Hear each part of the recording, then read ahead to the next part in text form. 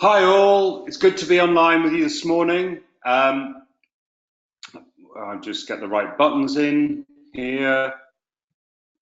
I think I know everybody who's online who's listening, but my name is Nick Crosby. I'm working with Innis at the European Network for Independent Living to host these webinars once a month on a Friday.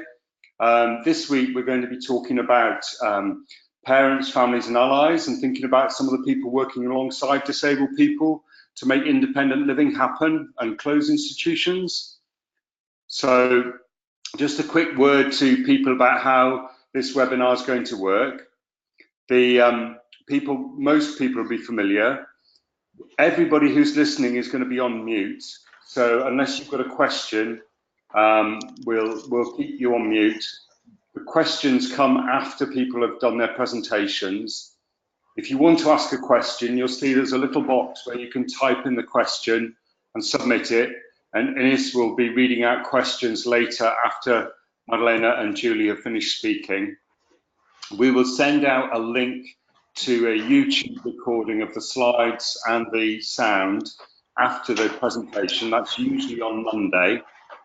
And we'll also share all the slides as a PDF in case you want to share them with other people you know and people you're working with. We'd ask now, and you'll keep hearing us say it, please share this as far and as wide as possible.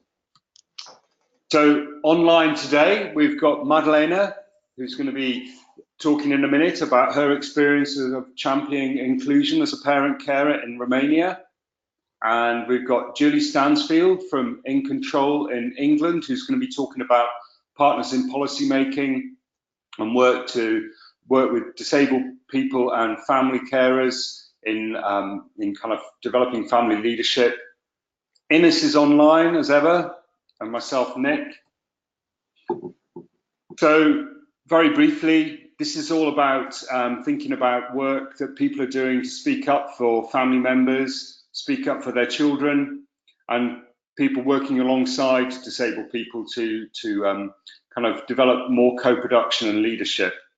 So I'm going to now change the screen to Madalena's, like this, and you'll be able to see Madalena's slides. And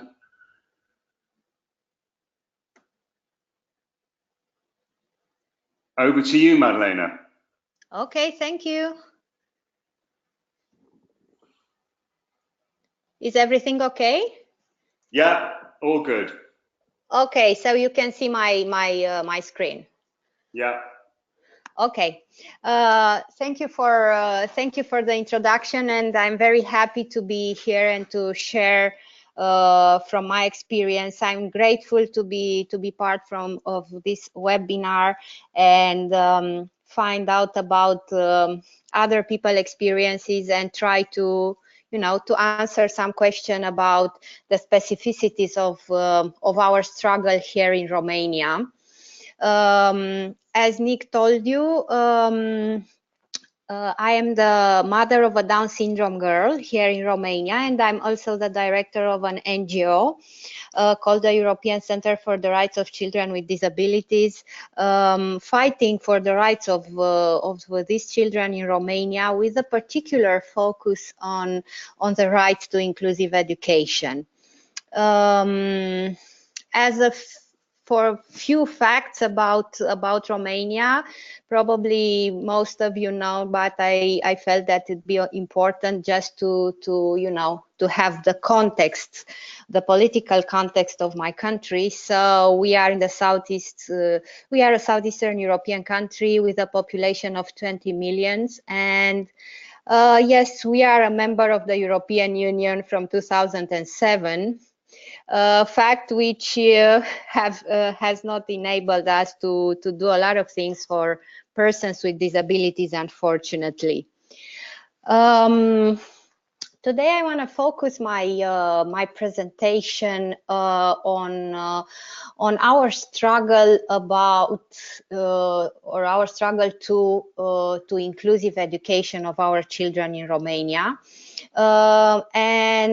First of all, I'm going to tell you just a very few things about inclusive education and about the situation of children with disabilities in relation to education in Romania. And the last thing I'm going to talk about is related to our struggle for inclusion in education, because in 10 years of experience, we have accumulated many levels of intervention and a few good outcomes, I would say, but we are at the beginning of our endeavor. So as you probably most of you know, our work is deeply grounded or rooted in the principles of the CRPD, and we have struggled a lot to counter the medical perspective on disability, because in Romania, there is this still prevalent, the medical perspective, and kids with disabilities are usually perceived as ill kids. And we also struggled to explain the difference between equality and equity. Of course, in our work, we try to explain both to the parents and to the authorities involved in this process of reforming the situation related to children with disabilities, the difference between exclusion, segregation, integration, and inclusion, because what we are confronting now in Romania still is a big confusion between integration and inclusion, and also between segregation and inclusion. And this happens because, and I'm referring to the education system here, because many of the special schools in Romania are called centers for inclusive education. Many of the representatives of the Romanian government and of the Ministry of Education speak about integration as referred to integration as inclusion. So we try to explain them this concept. As well, one other important tool is that we try to promote and inform the decision makers about the large legal framework that represents the ground of the right for inclusive education. And I'm not going to enter into details, but when we make an argument for a public policy or in a debate, we always try to remind the Romanian authorities that even though our national legislation is still very backwards, we still have this international legislation that applies also to Romania, both as a EU member state, but also by itself, because we have ratified all the conventions that and international legal acts that you can see on the screen. Basically, here in Romania, what we try to promote when we are speaking about inclusive education, starting from all the legislation that you have seen on the screen, is that inclusive education means that all children have the right to quality education in an inclusive environment. And if the term all children usually is understood by most of our dialogue partners from the decision-making area, a big challenge that we have encountered is related to what really means quality education. Because in Romania, unfortunately, both at grassroots level in the schools, but also at decision-making level, quality education is equivalent with the level of performance of just a small number of kids, or with the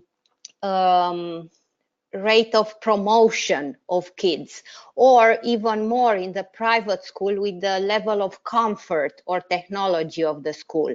So this is how quality education is perceived, and we are trying to promote the idea that basically quality education is how you can create the opportunity to successful learning experience to each and every student. Also, what we try to challenge is the notion of inclusive environment, because usually the most decision makers who have, let's say, they are trying to approach in a positive way inclusion. They believe that inclusive environment means only that students are accepted in schools, in mainstream regular schools. And here is where we come with a different message, trying to explain them that that means that they feel welcomed, protected, and educated.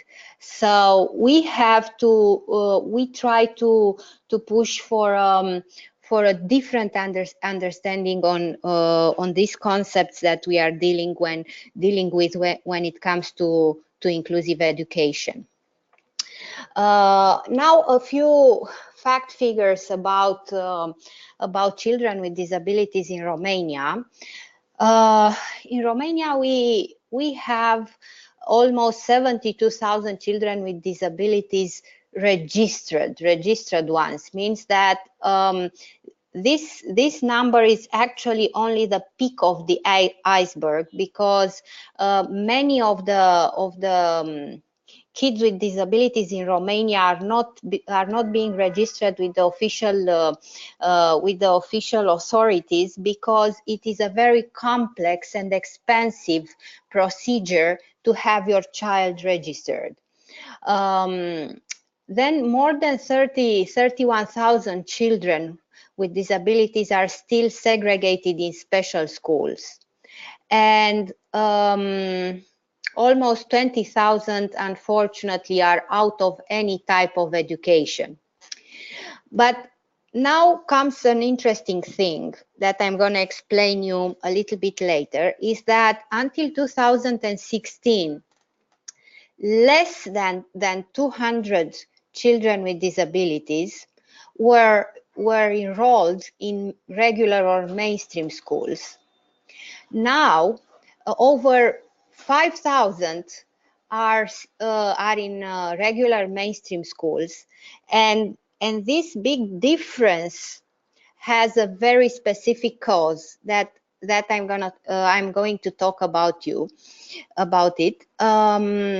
But still, these children that are now in regular schools, unfortunately, are still facing discrimination and lack of adaptive environment. I want to show you a little bit of the environment in regular mainstream schools. So as you can see, even though we have a good number of kids with disabilities in regular school now, after something happened here in Romania, as you can see, at least in the picture in the right of the screen, there is no adaptive environment. The boy there, his name is Stefan, and he does not have an adapted desk, so he's supposed to stay just like that more than 6 hours a day, and nobody, helps him with going to the restroom or with any other thing. I don't know if a video, a short video, works on the webinar about children with intellectual disabilities in regular school, but I'm gonna try a little bit.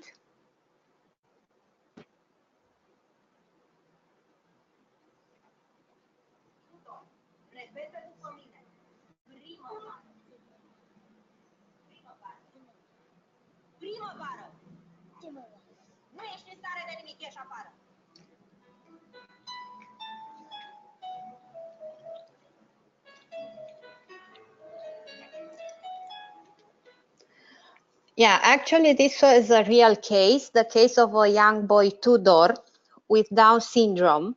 And because he was sent out of the classroom because he was not able to pronounce correctly a word in Romanian, he left the school, and it was winter, and he was found by his mother 6 or 7 hours later in hypothermia. So these kind of things are still happening with these kids that we succeeded to have them in regular schools. So we have a lot of work to do in mainstream schools too. Oops, sorry. Now, about the situation in the special schools, because as I told you earlier, Romanian education system is split into two parts, the regular mainstream schools and the special schools. We have nowadays a number of 170 special schools, and the atmosphere there is not quite happy, as you can see in these pictures, which are real pictures. Some of them are from boarding school, special schools. Some others are in, just special schools. And not only that, they are in a very bad condition, but usually kids are not being educated or taken care. As you can see in the first picture, in the left side, so kids are just sitting in the classroom on the floor or at their desks. We have also many reports of abuses and sedations in the special schools because they are like small institutions. So I hope you are able to have a general image about the situation of the right to education of children with disabilities in Romania. What we have tried in the last almost 10 years to do is was to have a strategic approach. So first of all, we have undergone a lot of litigation and strategic litigation work. So the almost 200 kids that you saw that they were in mainstream schools before 2016, most of them were in regular schools because we succeeded to have a positive court decision about that. So we went to national courts, and using international legislation and the legislation in the area of discrimination, we succeeded to have them accepted in regular or mainstream schools. One of the most striking and challenging aspects when it comes to litigation or strategic litigation in Romania for the rights of children with disabilities is that you have a very unfair balance of power. We, in our cases, at national level or at county level, when we go to the courts, we will have on the one side our organization and the child and the parent. His name is Mark. He's a very sweet boy with Asperger. And on the other side, you will always have a bunch of institutions and commissions and committees and teachers and specialists and therapists that are are advocating with thousands of reasons why that student or that child is not supposed to go to a regular mainstream school. And all these structures are basically making the system. They represent the system, and we are confronting the system in each and every court case that we have. Until now, we have had more than 1,000 court cases in Romania, and most of them related to the right to education.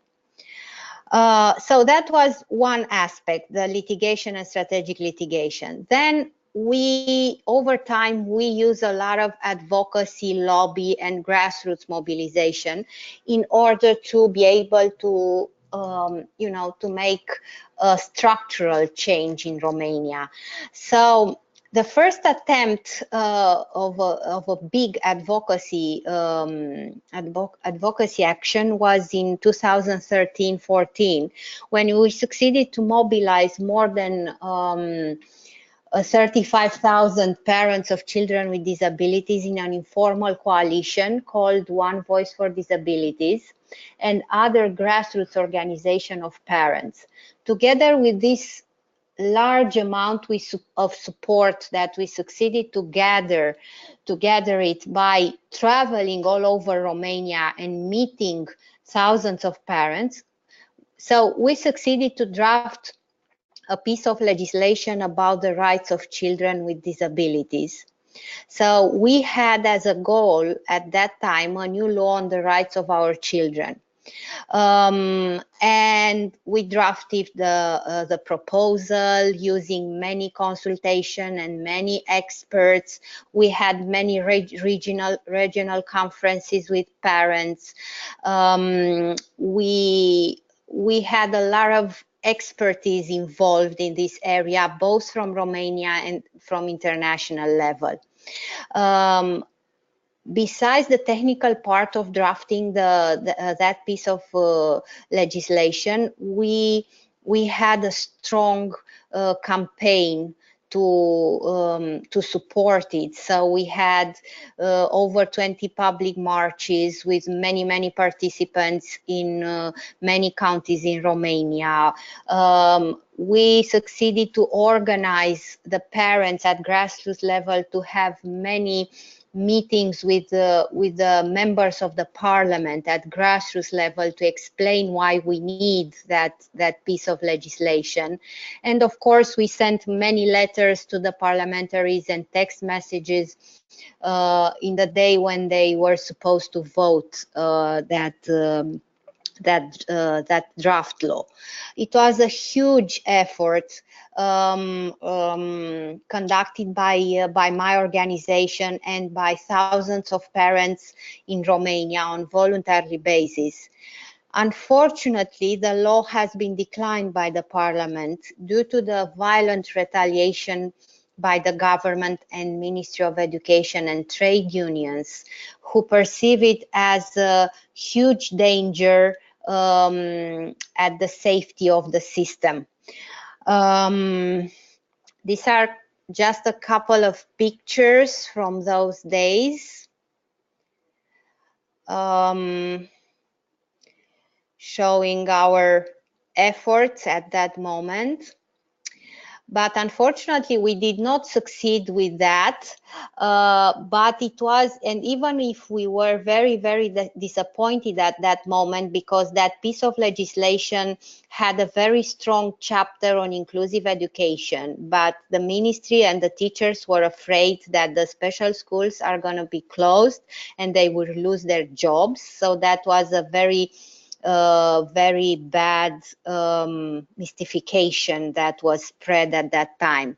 But the one important thing that resulted from that large action was that basically at the end of the day we had the beginning of the movement of parents in Romania.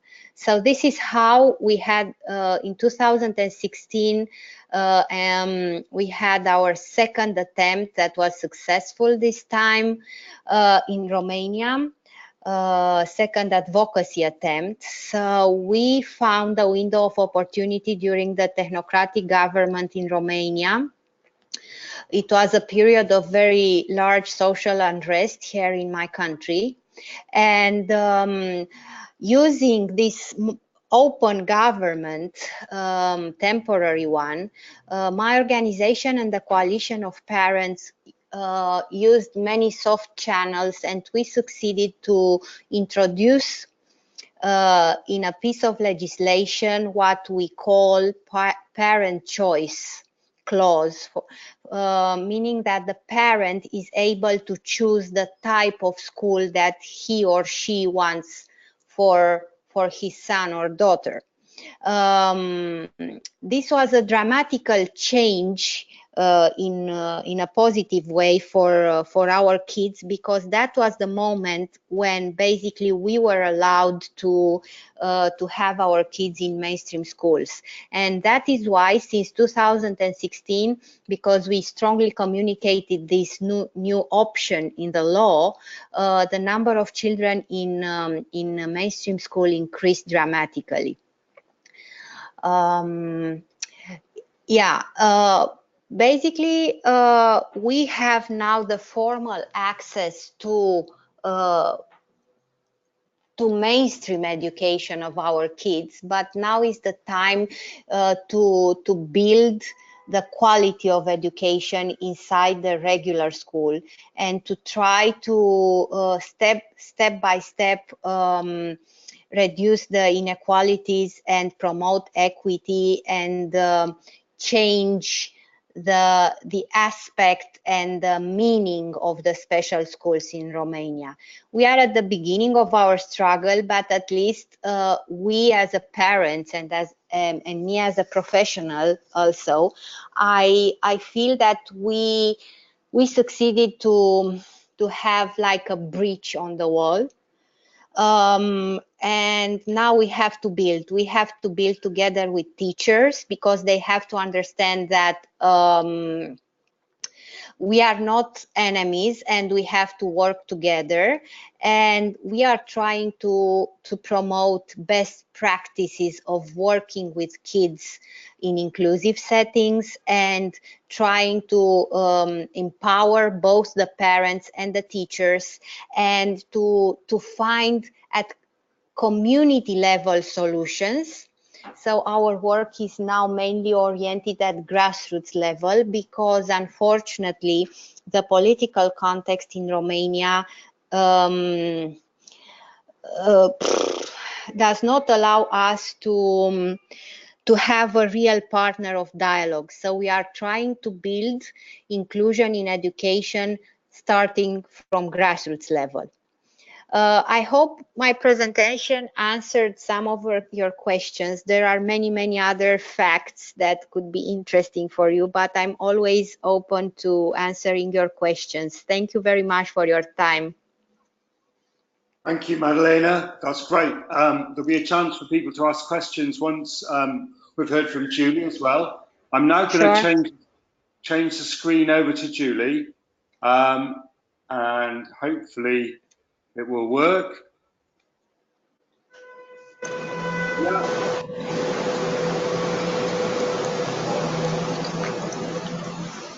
Does that work, Tora? Over to you, Julie.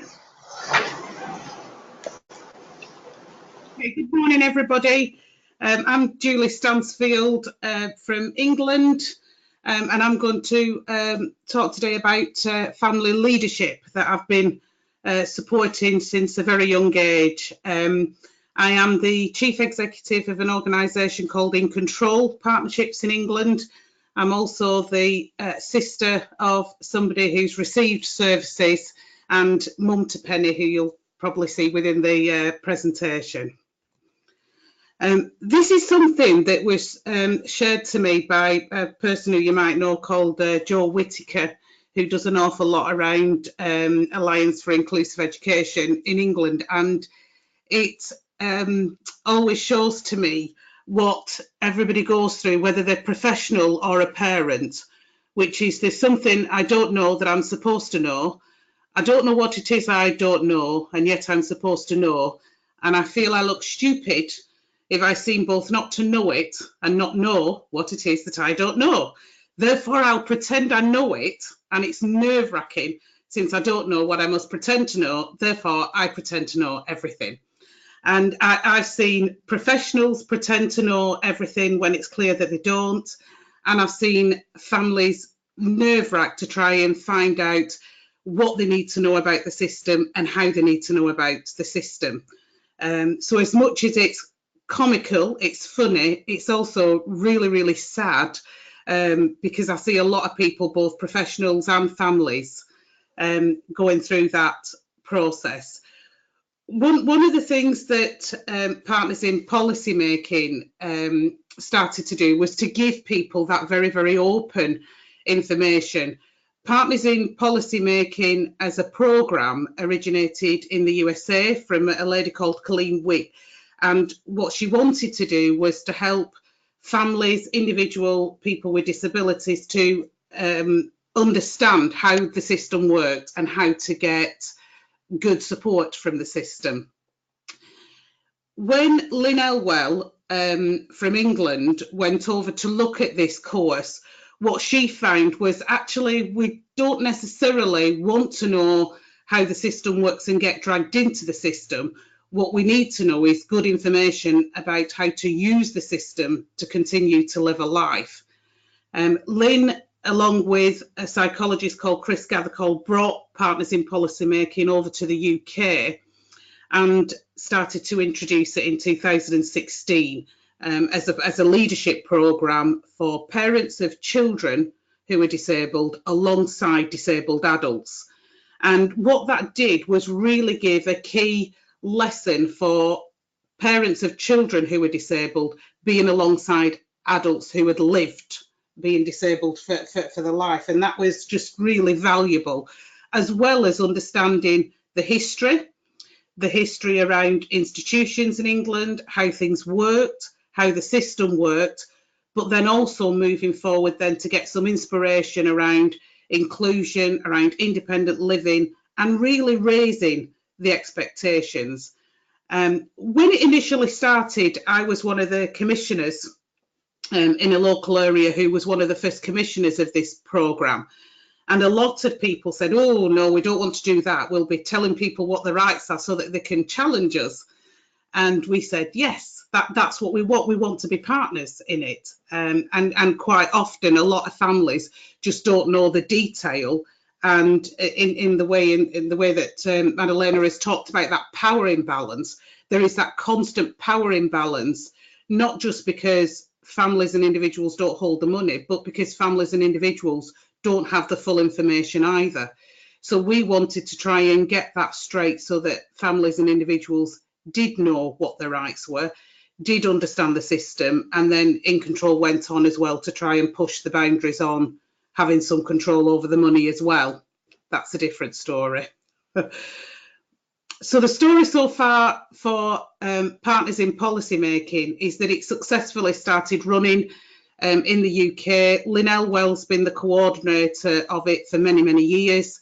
She also helped Scotland to start off their own Partners in Policymaking programmes. The one in Scotland is run and coordinated by Jamie Mitchell, who's part of Inclusion Scotland. It runs in other parts of internationally as well. Certainly in Holland, Partners in Policymaking has been run, and in various states across the USA, it's still being run. It's got a very strict licence to it that's been set up from the USA. And since Lynn's been running Partners in Policymaking in England, she's expanded some of the courses. And the reason for that is to look at specific issues. So sharing the challenge, what we found as we've been running it for probably a decade was some professionals who might also happen to have a relative who's disabled or a relative who has a long-term health condition said, actually what you do on Partners in Policymaking is better than my professional training. And it really does get into the detail of how relationships matter, how that power balance matters, how some of the detail around legislation is important, and we'd like to come on it. And Lynn said, no, you can't come on it. It's a licensed programme purely for parents and people with people who are disabled themselves, but we will do a version of it.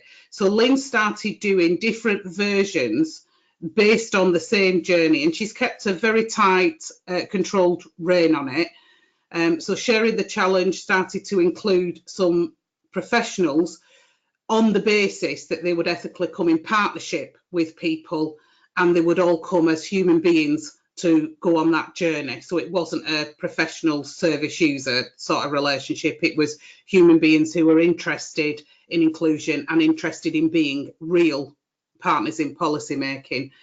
The Kindred Spirits course was very much around inclusion and getting children included into schools. So a much smaller version of the story you've just heard took place in Sefton, where we got very locally the head teachers, the educational psychologists and people together to go on a journey with young people, children and their families to try and understand the difference that it makes and how the system actually historically has segregated people and for what reason it segregated people, so that people could get and start to appreciate a much better understanding of why segregation has happened and still continues to happen and actually doesn't need to happen anymore. And then there's various other versions of that. Some of that has been very much around the planning processes in the UK and saying to professionals, actually, you're not the best person to do that. Families are, people are better to do that. So let's actually help people to start doing that for themselves. And then there's other courses that include health and specific support around people who might have a long-term health condition and perhaps haven't previously seen themselves to be part of the disabled people's movement or the independent living movement. However, the same messages, the same information is massively useful across the board.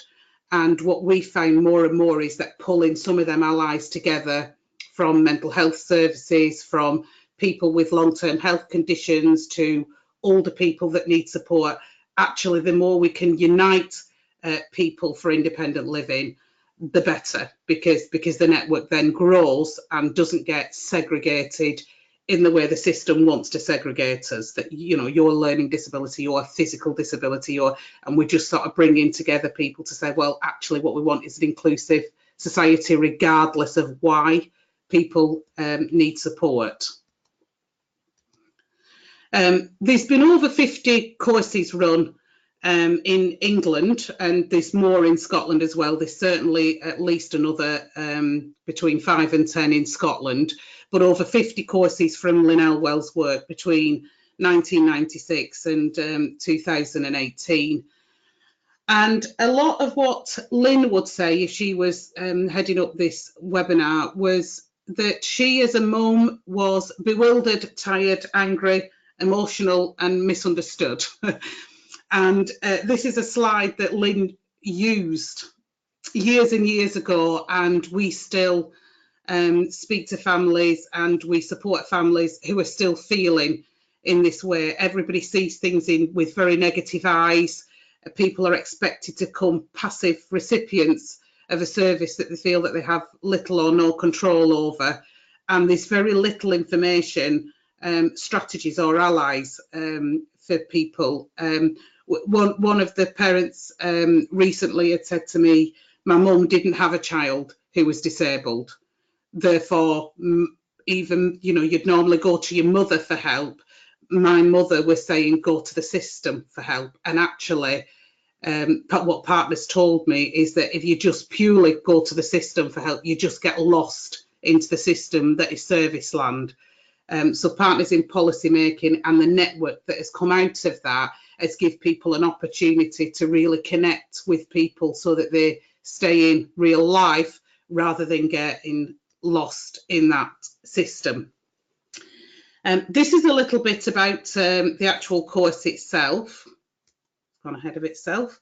So it really does harness the skills, energy, dedication and values people and motivate people in a way that gets them to really work constructively. What a lot of families say is that we used to just go and shout at services and then services wouldn't listen, or we'd shout at our MP or our parliamentary and they wouldn't listen. They just think, oh, she's an angry mum, or it's an angry individual who happens to be disabled. So a lot of what the course does is create knowledgeable, motivated leaders of change and give some real grounded information, but also tactics on how to deal. You know, so you've heard from the last presentation about people being mobilised together to come together as a crowd, but then tactically start working their way forward of what they want to achieve. So a lot of what partners did was saying, how do you influence policy on a local level? How do you influence it on a national level? How do you offer solutions rather than just presenting a problem? So a lot of it is about tactical understanding on an individual basis to a regional basis to a national basis.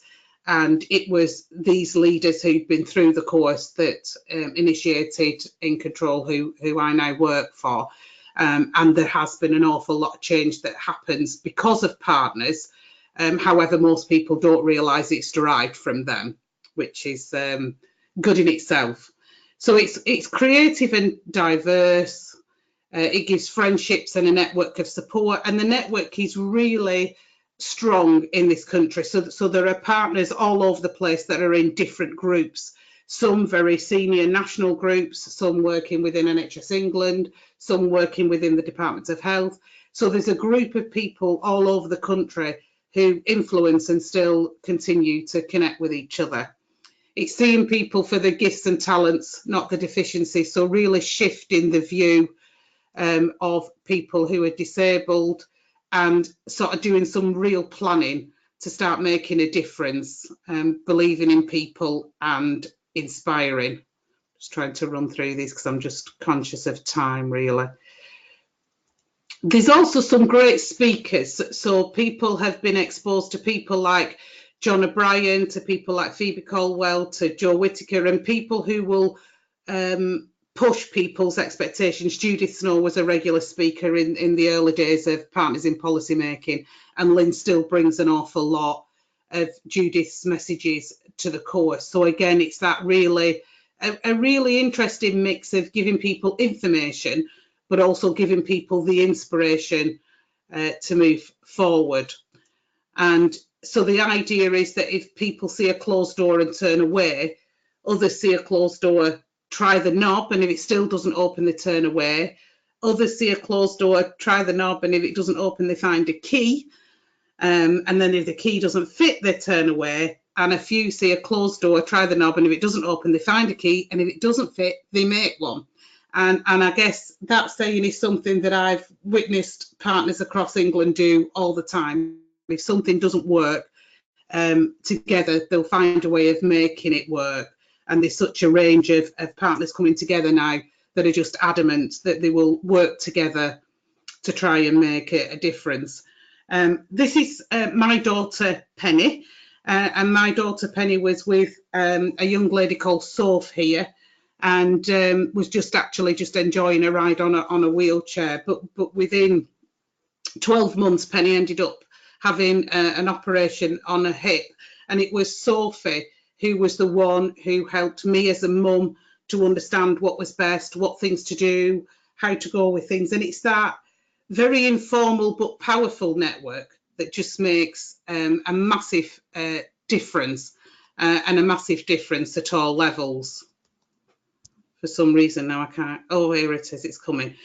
So it's a really strong people power movement. It's very much engaged with the Independent Living Strategy Group in England, very much around promoting inclusion, and the National Partners Network sort of works together. It's never become a company, and it's important, I think, that it hasn't become a company, because it's stronger that there's so many partners within different companies and different organisations, and in some respects that gives it its strength, because it really does then get to what's happening in somebody's life, you know, whether that be at home, at school, within adult social care, within healthcare.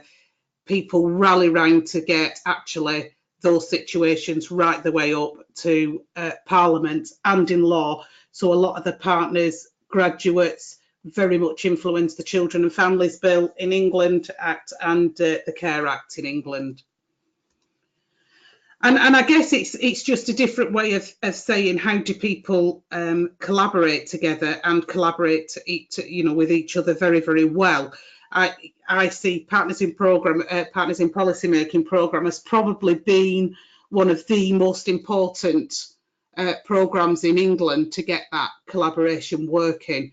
And the fact now that it's expanding and it's expanding beyond sort of parents of children, disabled children, and it's expanding beyond into other areas such as long-term health and older people, that actually it just makes that network bigger and bigger and bigger to say we really do want to sort of all move forward, regardless of what group we're in, towards an inclusive society. Thank you.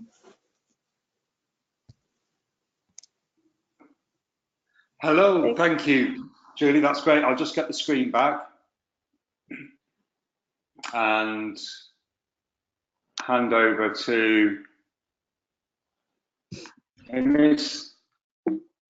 We'll get the. Yes, hi. Well, thank you to Madalena and Julie. I think it's the presentations fitted for me really well together in that. I think some of the work that Julie was explaining about the local support groups, and it's very much what Madalena's organization is doing as well, but not as a program, perhaps on a smaller scale. But if they were able to sort of to expand it, then it would help them with what they're doing is trying to get inclusive education as well. So I think for me they were both, they fitted well together, and some very good work obviously going on in both Romania and the UK. We don't have, feel free to drop us a question if you have one. I see David is raising his hand. I can unmute David. He might prefer that typing rather than typing the question. I think we all know David Towell. So David, you've been unmuted. That was a really great hour or so far, and clearly both Madalena and Julie have committed a lifetime to this. And one message I think you get is that really making fundamental change is a lifetime's work, and we need to build the capacity as networks to sustain that. The question I'm heading towards is about the title of this webinar is Parents, Families and Allies. And I think quite a lot of our experience, there hasn't been enough allies. And both these stories are stories of broadening the coalition beyond disabled people or their immediate family. Madalena showed that scales of justice with these 5 blocks of folk on one side and families with modest supporters on the other. And an obvious interpretation of that is that you're not going to balance the scales unless some of the people on the right-hand side, or parts of them, join up with the people on the left-hand side. So the story from Romania about, partly by accident, I think, needing to engage teachers who now experience having more disabled kids in their classrooms, giving the teachers motivation to learn how to be more inclusive.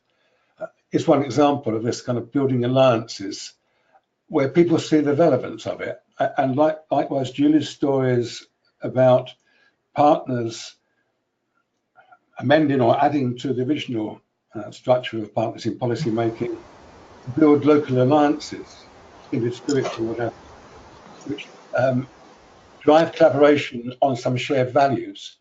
I thought both those stories were really powerful. And my question really is, what have we learned about alliances? How are we thinking about that now. Times are very difficult in Romania, have been for a long time. Times are pretty difficult in the United Kingdom as well. And the idea of pushing inclusion against austerity and division is quite an uphill struggle. And so what I'm thinking about is what's our great contributors thinking about how to widen the range of folk involved in the struggle. And linked to that, can we redefine what we're trying to do in a way which plays into some broader agendas and gets more people motivated? I think that's the question. Obviously, I've got an implicit answer myself, but I'd rather hear from Julie and Madalena. Thank you. Hi, David. Yeah, go ahead, Madalena. Hi, David. I'm so happy to hear you.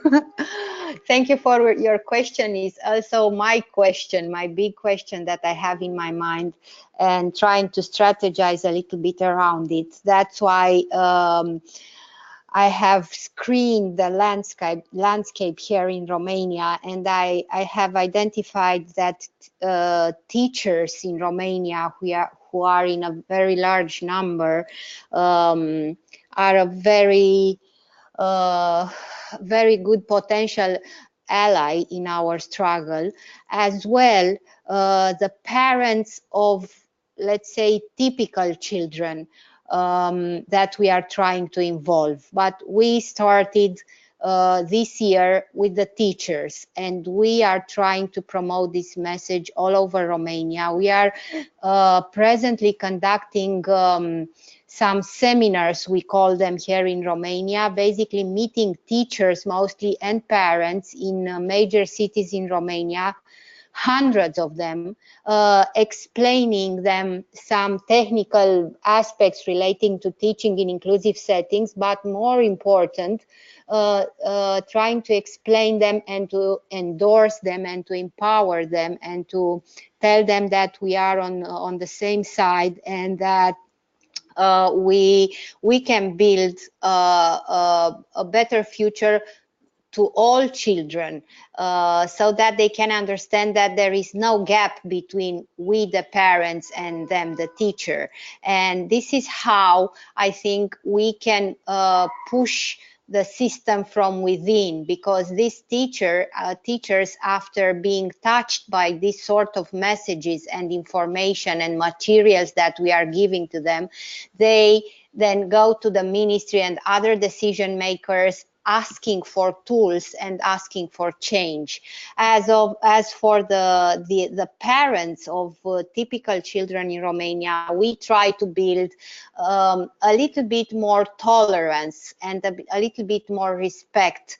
And the first step here, because we are at the very beginning, is to try at least to inform the public at large and the parents as well that our kids have the legal right to be in schools together with all the other schools. So that is why we pursued a legal action to have a public interest message on all the TV stations in Romania and radio station with this kind of advertisement that kids with disabilities have the right to learn in any schools. So yeah, we are trying to find allies in our struggle, and we are now focusing on teacher and other parents. Thanks, Madalena. Julie, do you want to join in?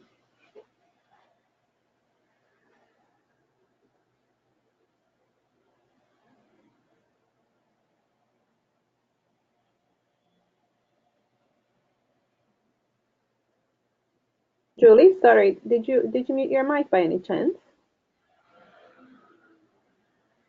Okay, she's not. Julie, are you still there? No.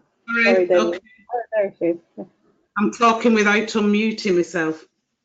Yeah, I saw that. So, yeah, hi David. I mean, I just so feel what you're talking about with the struggle, and I feel that the movement desperately needs to get a wider alliance.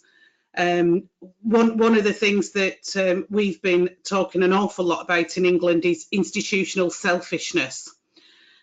So, you know, what Madalena was saying about, well, of course, teachers won't want this to happen because they might lose the job. It's almost like what we'd call in the UK turkeys voting for Christmas. You know, they won't want to do it if they think that they're under threat. And what we're seeing with a lot of councils in England is, well, it doesn't matter if we can't meet somebody's needs if somebody else is paying the bill. So it's very much about caring for their own institution and looking after their own remit, rather than the individuals that they're meant to be supporting. One of the things that In Control have started doing is linking with some wider corporate organisations to try and get a wider public message on this. So the little bit of hope, because you're right, it's a lifetime of work, David, and I've already sort of you know, started to realise now that it might not happen in my lifetime, and it'll, you know, we'll need to sort of carry on the movement moving. But one of the interesting things that I found by speaking to some of the corporate companies is how much more open and how much they get this. You know, so previously that wouldn't have been the case. You would have hoped that statutory services or human services would have more understanding, but I'm finding the opposite. I'm actually finding corporate organisations have much more of an understanding on this and are actually taking bait and taking it up.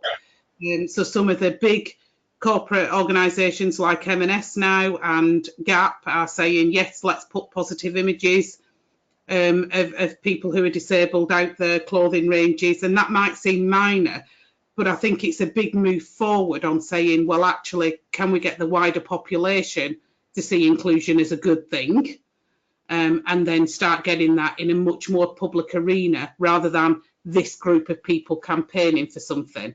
And I think lessons from the LGBT movement and the Black movements are wider allies are absolutely necessary for this. Great. That looking beyond our usual boundaries to find other sources of power which have some reasons for picking up this message, that seems to be critical given the uphill nature of the struggle. The one thing I was going to say myself about this is I don't think most of us in these movements are making much use of the Sustainable Development Goals, and that is the biggest agenda globally that governments have signed up to. And SDG 4 is about inclusive education. And for example, SDG 11 is about creating a sustainable and inclusive city. I think these much bigger agendas, we can fit our stuff into this and therefore find other folk who are interested in working on the same things. And Madalena's point about our most telling point in relation to children is that what we're doing is making education better for all children. That's a much better sales point, and it's also true, than saying we're trying to help a small minority get their rights. We want to do that as well, but if we can make schools better for everybody, we have much more chance of getting a wide range of support. So really good stuff, guys. Thanks for your comments, David, as well. I think with the Sustainable Development Goals, it's more about getting your head around it. You know, thinking about. I think we are also we are like Madalena was saying as well. We do rely on the UNCRPD and the fact that, you know, it's been ratified by all the countries. I mean, in the European Union at least. But I think you're right that we should think more as well in terms of the Sustainable Development Goals. It's more, yes, about finding the right way to use them, or just how to use them, because it's just another commitment, you know, and the frustration is that the countries, of course, are not are signing up to things without actually wanting to you know, to do anything about them. But I think in terms of allies, it would be helpful because there are many more groups who are involved in the work around the Sustainable Development Goals. That is my thinking, at least. I wanted to ask Julie, maybe just practically about this, the partners in policy making.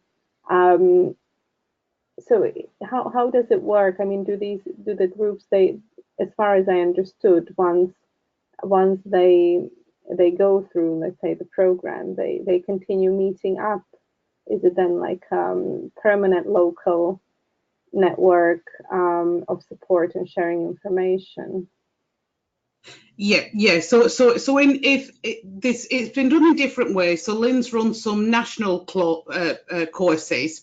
So whether it's being done locally or nationally, there's a whole UK network of people that sort of meet and connect virtually and face to face. Locally, so there was courses run across Liverpool. There is now a Liverpool Partners in Policymaking group. And what we're trying to do is get them local bodies now to open up to wider people to bring in. So there are a number of local Partners in Policymaking groups that do regularly meet. Some have ended up developing formal organisations, some just carry on an informal basis. So it's very much done a bit like a spider's web network with different people in different areas, but we can actually bring those people together, and have done when we've needed to do for any national agenda. We're able to sort of send out a call out and people will all come forward in the same way as if somebody has a problem locally. There was an issue in Rochdale recently where the authority was going to sort of bring people back out of independent living into residential care, and nationally groups and organisations got behind that local area to stop that from happening.